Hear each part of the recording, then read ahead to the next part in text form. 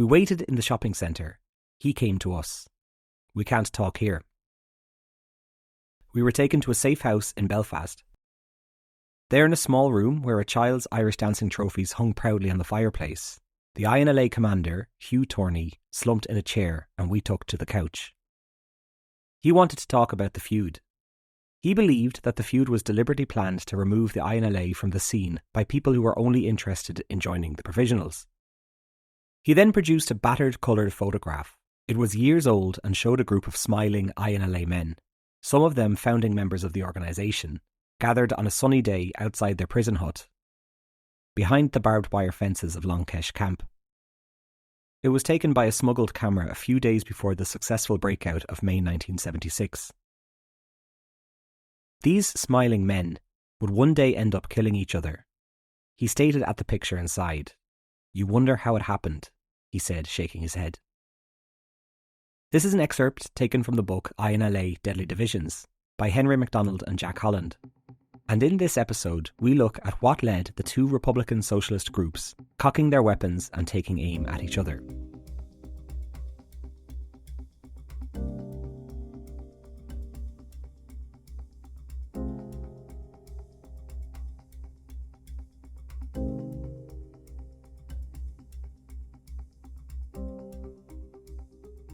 This is the Troubles Podcast, a podcast about the violence and bloodshed that occurred in Northern Ireland, the Republic of Ireland, and Great Britain, as multiple sides and organisations waged a bloody conflict over the status of Northern Ireland.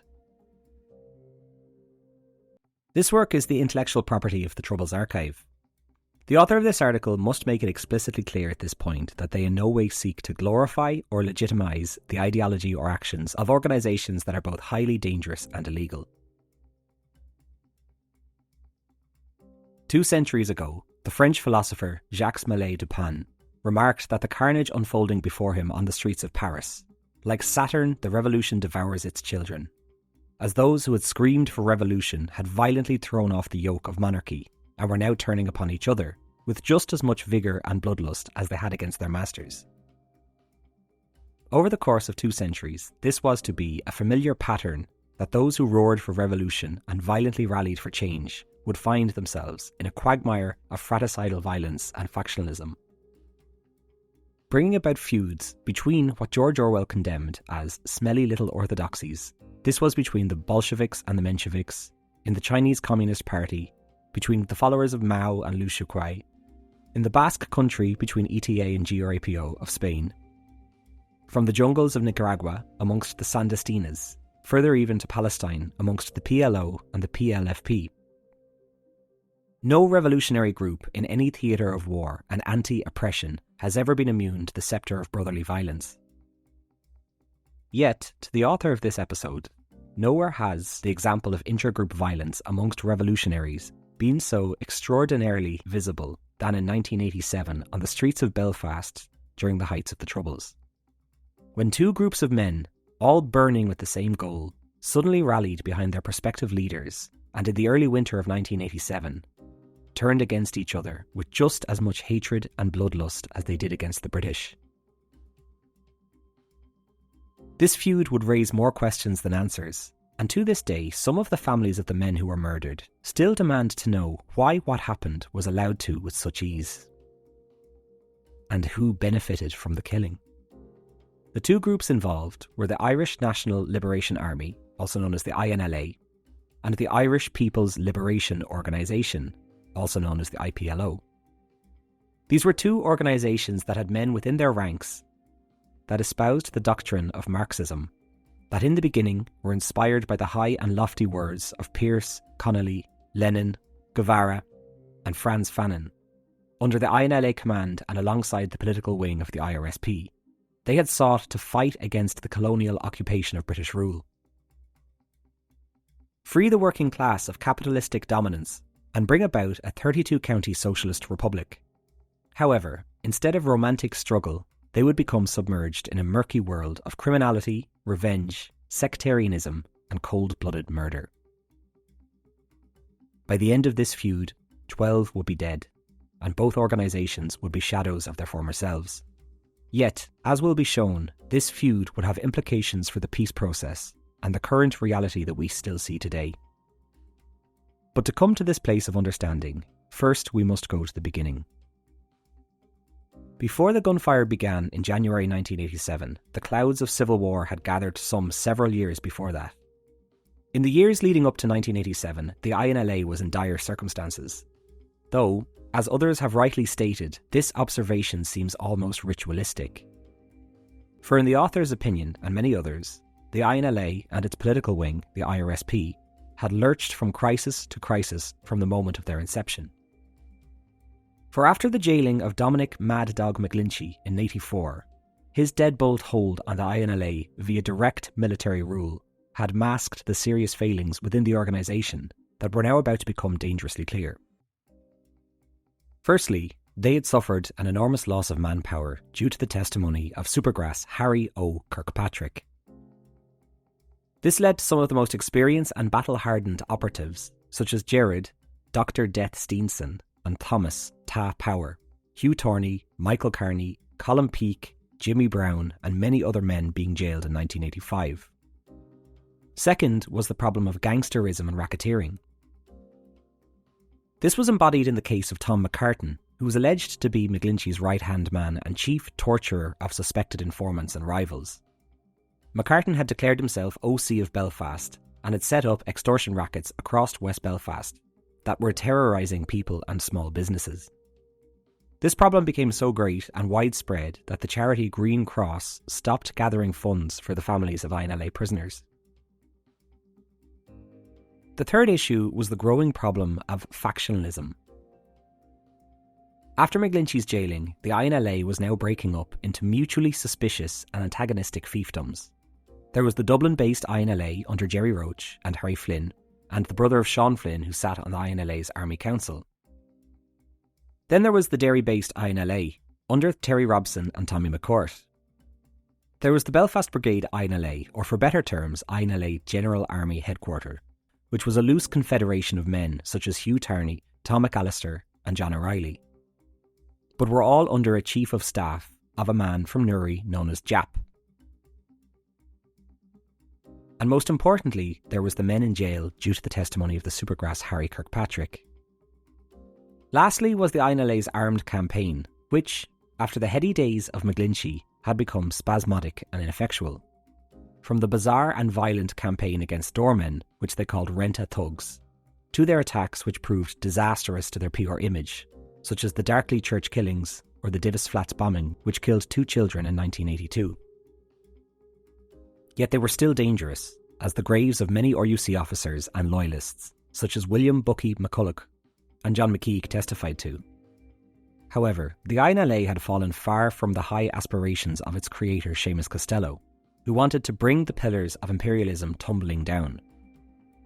On its political front, the IRSP had now begun to submerge itself in the realm of Marxist-Leninist theory, speaking openly of revolution and that they would like to liberate the Irish working class and drive out the British war machine. This language seemed flat, ceremonial, empty. As one author noted, the entire mood of the IRSP was that of a group of people who were going through the motions. Yet this newfound submergence into Leninist dogma was embodied in 1983 with the announcement of Jim Lane, who had become IRSP chairman. Lane was adamant that the IRSP should embrace political doctrine and become fully astute in the learning of revolutionary theory and academia. Yet the killings of Darkley and the rife gangsterism showed just how detached from reality the IRSP had become.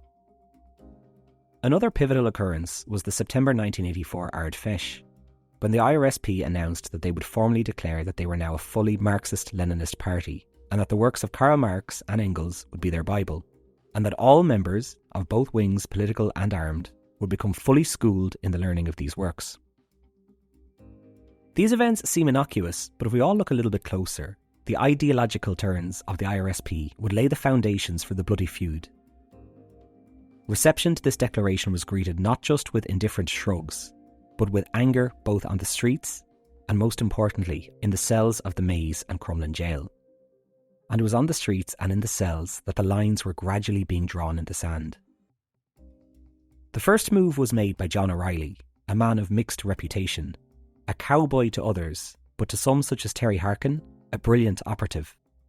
Former OC of the markets area, he made a bloodless coup and told the Newry Chief of Staff, aka Jap, that he was stood down and that O'Reilly himself was now the Chief of Staff of the INLA GHQ, General Headquarters.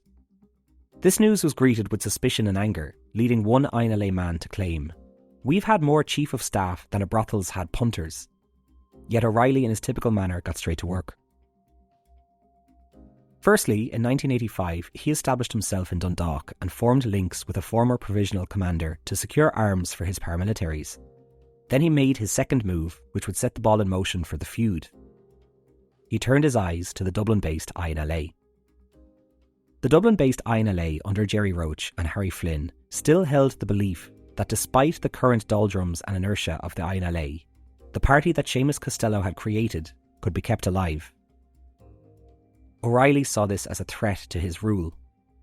So in a particularly cunning move, he had one of his men lift guns from a Dublin INLA arms dump.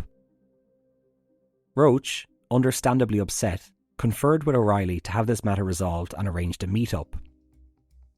O'Reilly used this meet-up as a chance to strike. The meet-up was at a house near Shannon, and as Roach approached the house, a car came screeching up the road, and a masked gunman opened with a burst of gunfire from the passenger window. The bullets missed, and Roach dived for cover, and then burst into a house for shelter, which ironically belonged to a special branch officer. The next move was against Harry Flynn. This took place on Gardner Street in Dublin.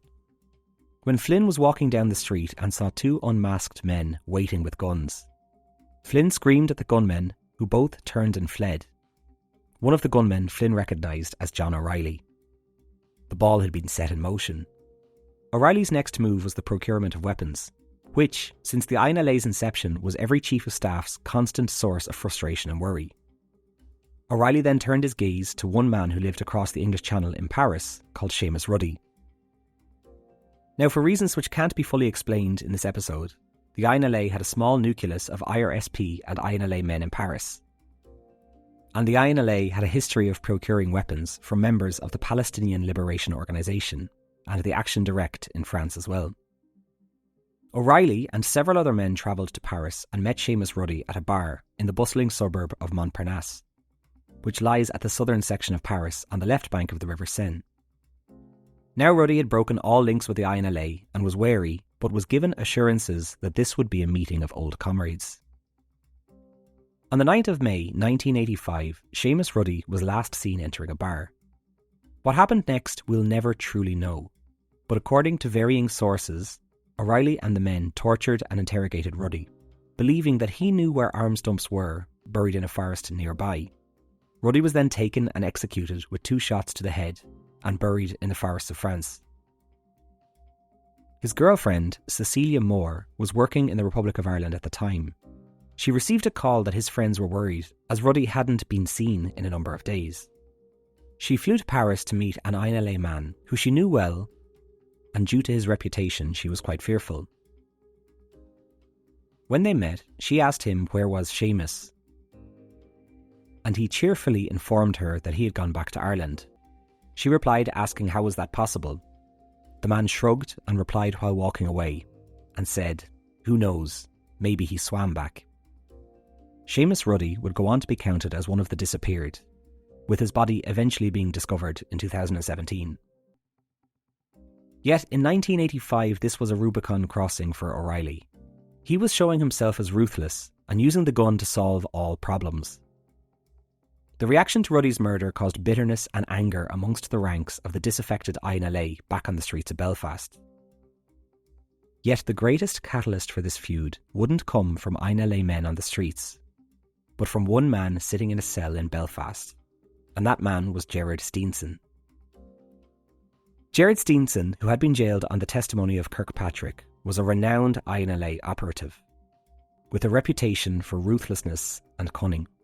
He earned the nickname Dr. Death from his actions, when, only at the age of 16, he killed the official IRA commander Billy Macmillan in an earlier feud between the INLA and the official IRA. He then rose up as OC of the Belfast INLA, and under his command, his group assassinated loyalist figures such as Red Hand Commander John McCaig, plus many off-duty RUC men. He was also involved in operations in South Armagh and was highly active during the hunger strikes of '82. Whilst in his cell, Steenson began to ruminate and despair about the current situation of the INLA. He felt the organisation was now at the point of death, led astray by rogues and men of poor calibre. He also felt that the problems of gangsterism and ego were crippling the movement of forceful republicanism. Throughout 1985 and 1986, these thoughts can be found in a set of comms he sent out of his cell, written in minute detail on cigarette papers.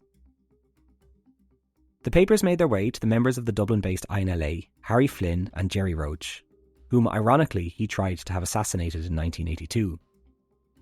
These comms to the power base in Dublin revealed a startling level of political astuteness and tactical thinking, something even his enemies had begrudgingly admitted.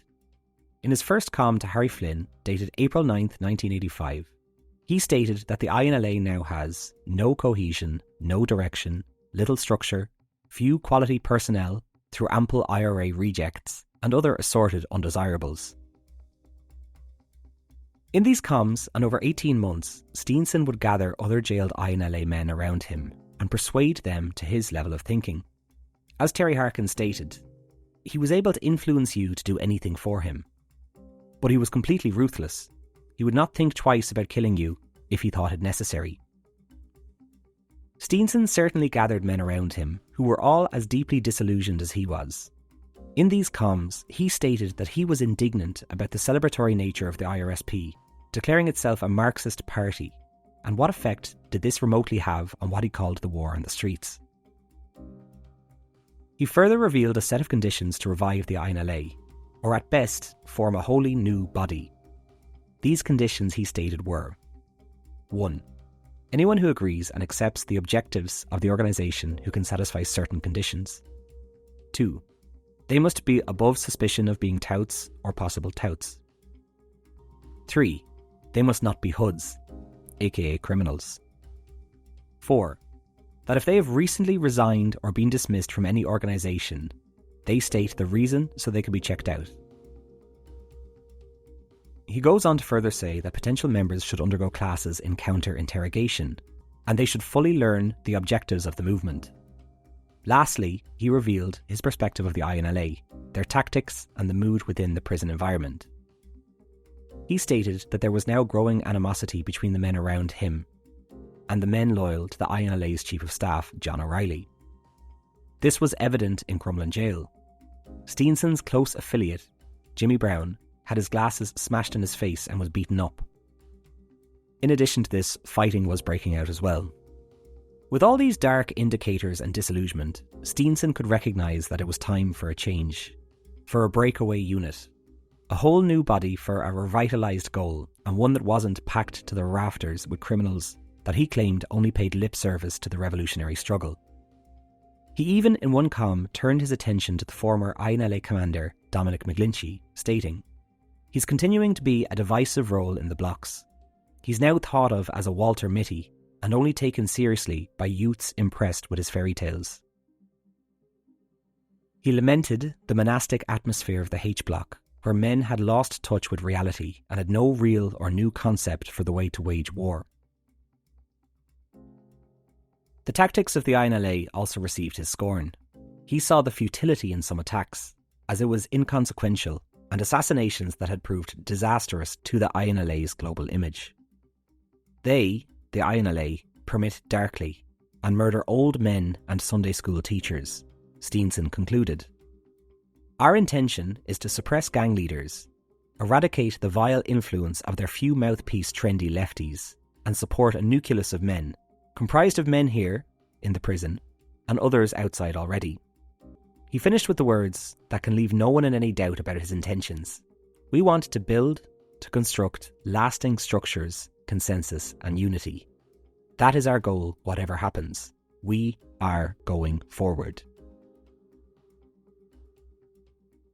From 1985 to the autumn of 1986, Steenson had become fully convinced that the Belfast INLA, under the command of John O'Reilly, was no longer worth saving. The men around Steenson were burning with resentment, and through private messages, word had gotten out on the street that there was now a new paramilitary group, willing to start a new struggle, and that was autonomous from the INLA, the Provisional IRA, and the Official IRA. Then, in August 1986, after nearly 18 months of messages back and forth between Steenson and various disillusioned INLA men, residents of West Belfast and RUC began to see graffiti and slogans on the street corners that said IPLO. This newly formed IPLO, which stood for Irish People's Liberation Organisation, showed that they were indeed a small number of men loyal to Steenson. They had the willingness and the capability to let everyone know, as what one paper called them, this band of mavericks, were serious about their aims of fighting security forces and dealing with gangsterism. This they displayed with terrifying speed on November 12th by gunning down RUC man Derek Patterson, and then gunning down the feared former henchman of Dominic Mad Dog McGlinchey, Thomas McCartan. McCartan's killing was met with fury over at the INLA GHQ, and many believe that this slaying was the first killing of the feud. On December 21st, as McCartan was shot dead in Andersontown, Jared Steenson and those loyal to him, who were held up in prison on the word of the Supergrass, were released back on the streets of Belfast. According to one source close to Steenson, known as Geek, he claimed that Steenson only had one thing in his mind, and that it was time to clean house. They needed to take out John O'Reilly. Now, with Steenson back on the streets and joining ranks with the fledgling IPLO, the dividing lines had been drawn in the sand. On one side was John O'Reilly and the INLA GHQ. Then on the other was Steenson and his IPLO, which included people like Jimmy Brown and the feared Martin Rook O'Prey on the other. But O'Reilly wasn't alone. Many INLA men in Belfast were still loyal to him and the legacy of Seamus Costello, including the likes of Peter Stewart, Hugh Torney, and Thomas Ta Power. Power was a deeply respected Republican across all areas, known as a highly political and articulate thinker who was known to give lectures on communism and the tenets of Marxism while in the H-blocks. Power wrote essays on the dire straits of forceful republicanism, and in them he lambasted the lad culture, which Irish republicanism and egoism that went hand in hand with criminality. He further believed that criminality, inertia and individualism were hurting both armed resistance and the Irish working class. This could be summed up in his famous quote, "We must be vigilant that we don't sink into the morass of sectarianism, mixing, pettiness, etc. We must not get involved in unprincipled slanging matches, into positions that are sectarian, anti-revolutionary, morally damaging, that give succour to the enemy and that confuse and divide the working class." In an unfortunate twist of fate, Power shared the same ideals and recognised the same problems that Steenson did. Yet both men stood in opposite and soon-to-be warring camps.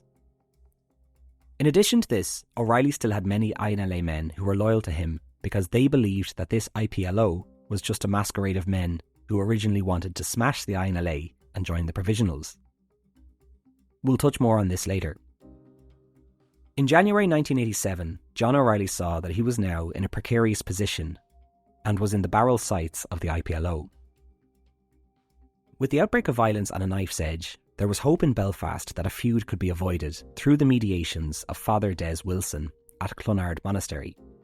A meeting was arranged for the chiefs of the INLA and the IPLO to meet and discuss their aims, ways to avoid violence, discuss rackets and the welfare of paramilitary's prisoners' families. This was to take place on January 27th at the Rossnary Hotel in Drogheda in the Irish county of Louth. However, Steenson and his IPLO men had other plans and were going to use this opportunity to destroy the INLA leadership once and for all. This podcast would absolutely not still be here if it wasn't for the people on Patreon who have been supporting me. On Patreon, you can listen to episodes early, which are also ad-free. And I also release a companion video after most episodes, which would have additional information about the subject matter. I usually release a short video when there is significant news happening in Northern Ireland. So with the recent arrest of the DUP's Jeffrey Donaldson, I will be updating my Patreons regarding that situation. We also have a book club, where we read a book, and then after a few weeks we have a group Zoom chat where we can talk about the book we are reading. This month we are reading one which is telling the tale of the Iliad through the lens of the Troubles. If any of this sounds like your cup of tea, then you can subscribe over at patreon.com/The Troubles Podcast. Each and every supporter helps this podcast get one step closer to becoming a full-time job. Thanks for listening.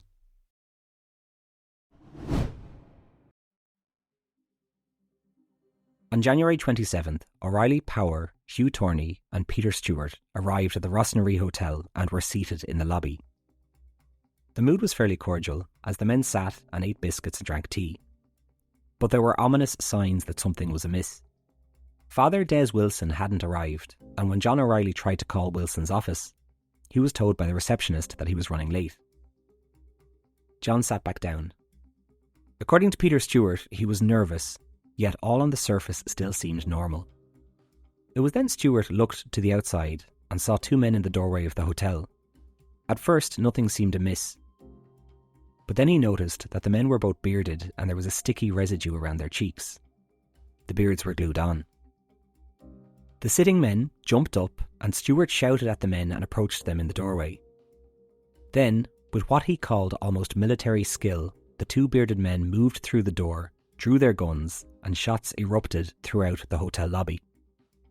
Stewart took 3 shots to the stomach and collapsed, while O'Reilly took a bullet in the centre of his back. One of the gunmen then stood over him and shot him 3 more times, execution style. Power was also gunned down, but Hugh Torney survived by the skin of his teeth, as he fled from the gunmen, receiving 1 bullet in his hand. The gunmen then fled the hotel, leaving Power and O'Reilly dead in the lobby, surrounded by gun smoke and screaming witnesses. The feud was now well and truly on. In the immediate aftermath of this attack, many INLA and IPLO men left their homes for safe houses. Shots began to ring out across West Belfast as homes were firebombed and people began to avoid Republican drinking clubs. Another key highlight of this feud that should be taken into consideration is the proximity of the rivals. These men were literally living cheek by jowl, right next to each other. This feud shows how revenge and anger can spread quickly amongst packed and deeply impoverished, unurbanised areas. The IPLO quickly moved across West Belfast, taking 7 INLA men hostage and keeping them in safe houses.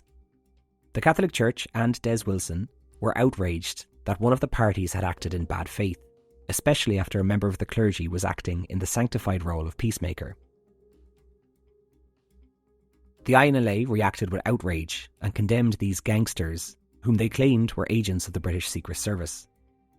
The public reaction to Power's death revealed just how popular a figure he was. At his funeral, thousands came out in support of what they called one of the last true revolutionaries, and many within the IPLO were called traitors and Judas. Shortly after this funeral, the 7 INLA men who were taken hostage were suddenly released, much to the bewilderment of some IPLO men. There have been some unverified claims that Steenson was dismayed by the death of Power and that it was never intended. But this we can never truly know. What we do know is that the INLA men weren't sitting idle in their grief and anger. They were planning a retaliation. 2 targets were in their sights. The first, some have said, was unrelated to the feud, and that it was the INLA using this opportunity to settle old scores. The second target was the INLA simply enacting tit for tat. On February 1st, in Muirhevnamore, in a home located in Dundalk, Mary McGlinchey, the wife of incarcerated Dominic Mad Dog McGlinchey, was bathing her 2 sons. She was readying them for bed when downstairs her front door burst open and 2 masked shooters stormed upstairs. The gunmen opened fire, killing Mary with a headshot.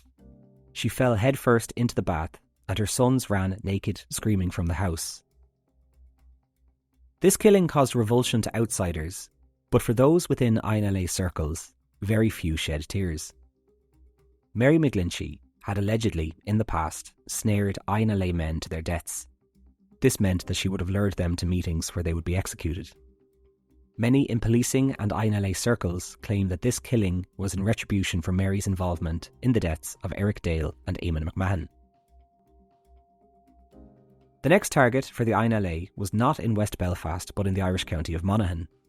On February the 6th, Tony McCluskey was targeted. The INLA believed that McCluskey was behind the planning and killings of O'Reilly and Power at Rossnaree. And on this night, they were out for revenge. Tony was in his home with his wife Patricia and 2 neighbours when 3 masked gunmen burst into his home. What took place next shows the level of violence and how bitter and hateful this feud was. Tony was bound to a chair and violently interrogated, whilst the others were bound and forced to sit on the ground.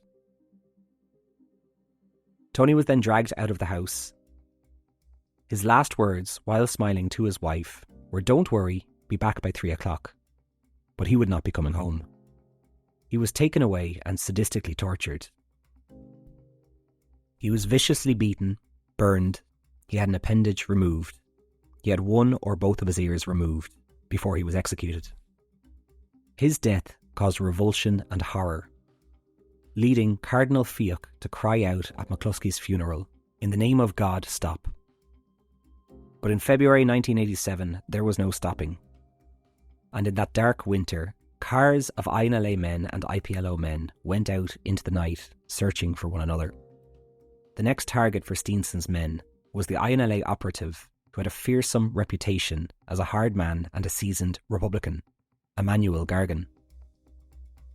The IPLO tried to kill Emmanuel. As he was standing with John O'Reilly's brother Michael at a taxi booth, a gunman opened fire on the men.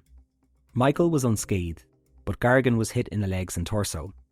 He survived his wounds, discharged himself from Victoria Hospital, and as soon as he was able, he went straight back to gunning for the IPLO. This earned him respect from both the INLA and his enemies. Yet the IPLO did not abandon their goal of taking him out. On the 17th of February, the IPLO, after failing to kill Gargan, struck again. This time their target was INLA man Michael Carney. Carney, from Ballymurphy, had armed himself after learning that IPLO men in the Ballymurphy area were residing in a safe house and that Steenson was with them. So Carney, with several others, armed themselves and travelled to the safe house where these IPLO and Steenson were allegedly holed up. This would be one instance where the predator would become the prey. The IPLO caught wind of Carney's plan and were waiting in ambush. As the men walked across Spring Hill Gardens, the IPLO men leapt out and both groups opened fire on each other and exchanged rounds. In this hail of gunfire, Carney was struck down and killed. The IPLO boasted to the media that they had outgunned and outfought the INLA on this night. So it's the middle of February and the feud was building momentum, yet many were wondering, why was this happening? Many in nationalist areas felt like this was right under the surveillance and noses of RUC and security forces, and yet there was hardly any police presence. There was even, although unverifiable, rumours that ambulances and police were intentionally taking several hours to respond to these crimes. In addition to this, IRSP chairman Terry Harkin made a plea to the Provisional IRA to intervene and crush the IPLO. Yet, as was often the case, the Provisional IRA held their water and kept their distance, watching and waiting. And the factions continued trying to kill one another. Kevin Bap McQuillan narrowly survived an assassination attempt at his home in Springfield Park on the 10th of March. When, according to him, Martin Ruck O'Prey and Steenson burst into his home and O'Prey shouted, "All right, Bap," before unleashing a barrage of bullets upon him and his brother, who was with him at the time. Once again, this attack took place under the nose of the security forces, and many in the nationalist community cried out for intervention. As the year moved from winter into spring, the INLA struck again. On March the 7th, the body of Thomas Maguire was found bound and shot on the roadside, near Ballinis in County Armagh. According to multiple sources, Maguire had been killed for being a staunch supporter of the disbandment of the INLA and being a close friend of high-ranking IPLO commander Jamie Brown. It seemed now that after being taken by surprise by the IPLO at the start, the INLA was recovering from its shock at Rossnaree, gathering its bearings and dealing with threats both external and internal. This was seen on the 14th of February when INLA man Fergus Conlon's body was found in Clontigora with gunshot wounds to the head. There were rumours that Conlon was killed by INLA internal security for assisting security services in the discovery of arms dumps. Some of these accusations we can never truly verify, but like within the Provisional IRA, deadly suspicion was rife in both INLA and IPLO bodies. By now it seemed that the INLA was gaining the upper hand. St. Patrick's Day was approaching, and West Belfast was growing weary of these killings, so mediations were called between the two warring sides. With both groups mourning their dead comrades and public outcry growing louder, a deal was announced that on the 13th of March, when the clock struck midnight, a ceasefire between the IPLO and the INLA would come into effect. Yet, for the INLA, in the dark world of violent paramilitarism, in which every weakness is exploited, they were going to use this moment to strike back. If the IPLO wouldn't respect the first attempted ceasefire, then the INLA had no intention of respecting this one. They were going to strike in the same way as they had been struck against at Rossnaree, under the masquerade of the ceasefire, and their target was the one man they believed started this bloody episode, Gerard Steenson. On that first day of the supposed ceasefire, March 14th, Gerard Steenson and Anthony "Boot" McCarthy took the moment to celebrate and went out day drinking in the Washington bar. The rest of this account is from various sources, some of which contradict each other. It would appear that Steenson and McCarthy heard that something was going on in West Belfast. Steenson was told that INLA gunmen had shown up at Divis Flats and performed an arms display, or a show of force, as an act of defiance against the ceasefire. INLA men had also burned down a taxi booth in Spring Hill. The men jumped in a car and sped towards Spring Hill. They were armed and prepared for a confrontation. They arrived shortly after midnight, where they were met by multiple masked gunmen. It was an ambush. We can never truly know what was going through Steenson's head at that moment, but a man that was so skilled in the art of ambush and a life steeped in political violence, everything must have become clear in a nanosecond. For according to one witness, Steenson screamed, "We're fucked." Then across Spring Hill, a volley of gunfire went through the night, and Gerard Steenson, the man who had killed the official IRA commander Billy Macmillan at the age of 16, a man whose life had been immersed in forceful republicanism, was dead, alongside his companion McCarthy. The ceasefire was hardly a day old. 2 days later, Steenson was buried on St. Patrick's Day. Thousands turned out for the funeral, with many eulogising the man. Some were saying that he was the closest thing to Michael Collins that ever was, and referred to him as the master tactician. Others, and many of the families of his victims, called him a remorseless psychopath. At his funeral was a woman who was rumoured to be the widow of Billy Macmillan, and she was present when Steenson assassinated her husband. Apparently, she watched his funeral cortege pass by and then went to her local social club and ordered a large bottle of champagne. The immediate reaction to the death of Steenson from the INLA was one of complete and unashamed jubilation. According to one INLA man, he received a phone call from one of the assassins who screamed down the phone, "We nailed him.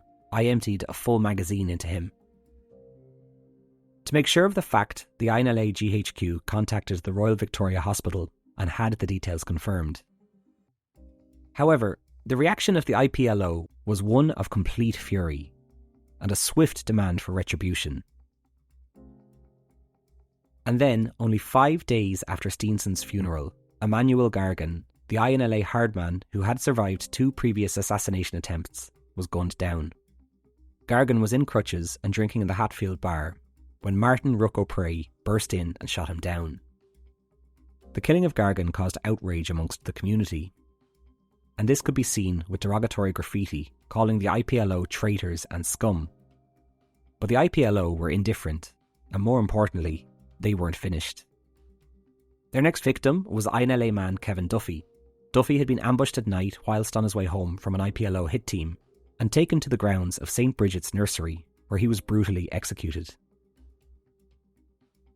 March was now coming to an end, and there was a lingering sense of pointlessness to these killings. Both organisations had suffered a loss of irreplaceable manpower. Communities were scared, tired and mourning their dead. And according to Jimmy Brown, there was a sense of a draw, or a stalemate.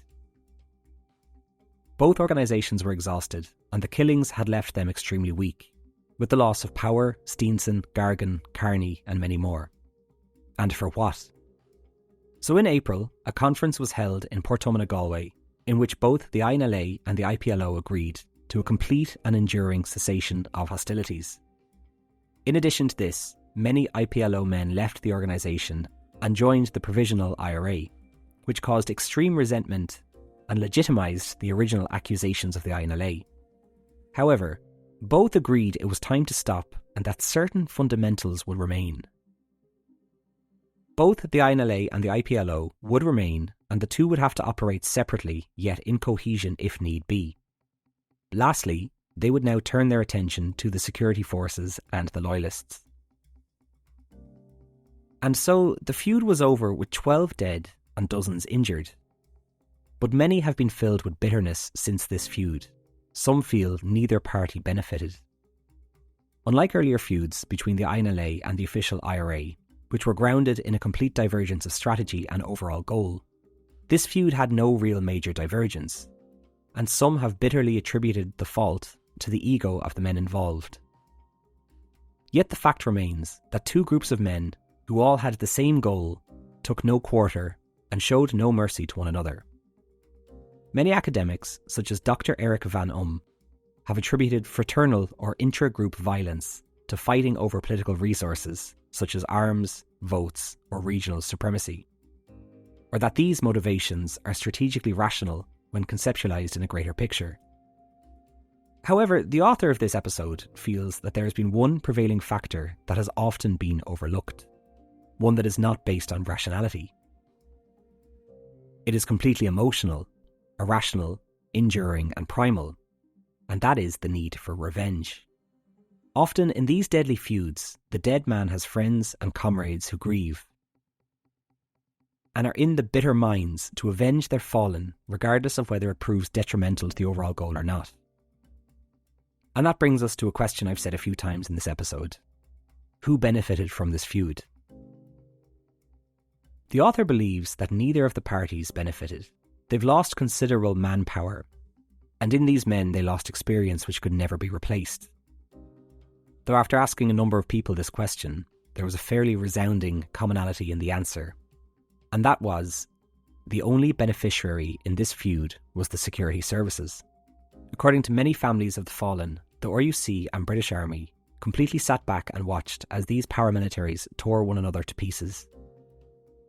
As the ancient strategist Sun Tzu once said, never interrupt your enemy when they're making a mistake.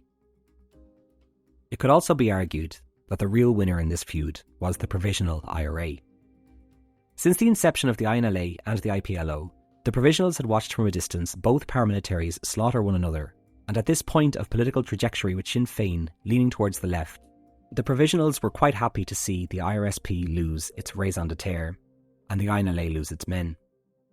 In the wake of the feud, the Provisional IRA absorbed dozens of highly experienced IPLO operatives and the weaponry they possessed.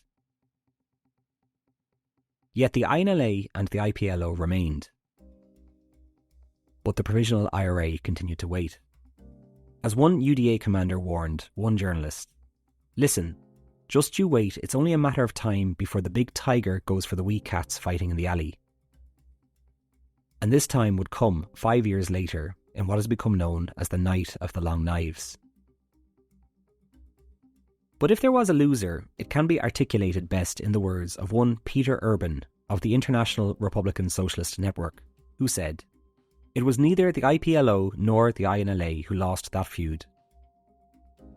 Both organisations continued for years afterwards.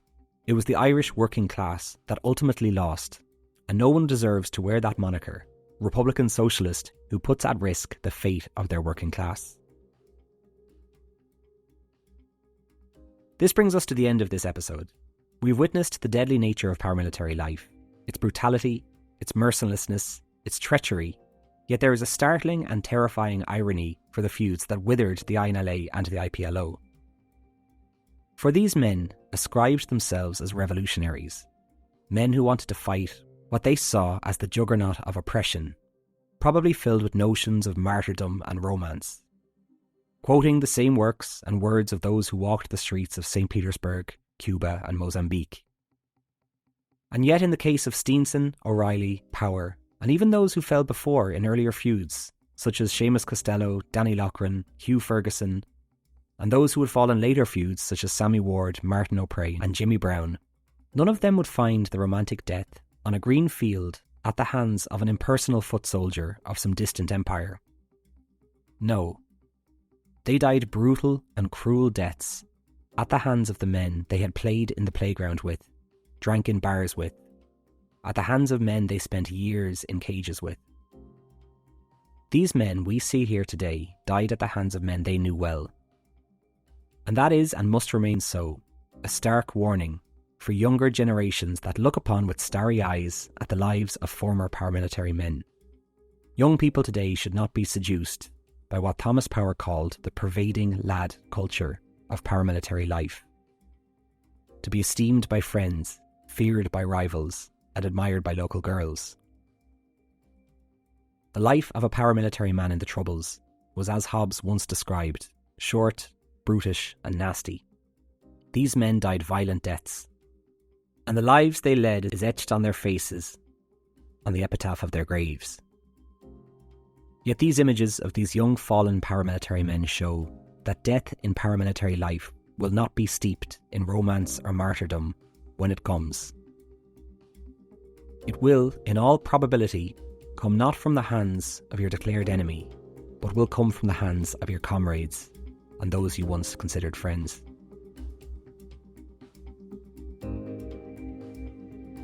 That's all from me. Thanks, and see you next time.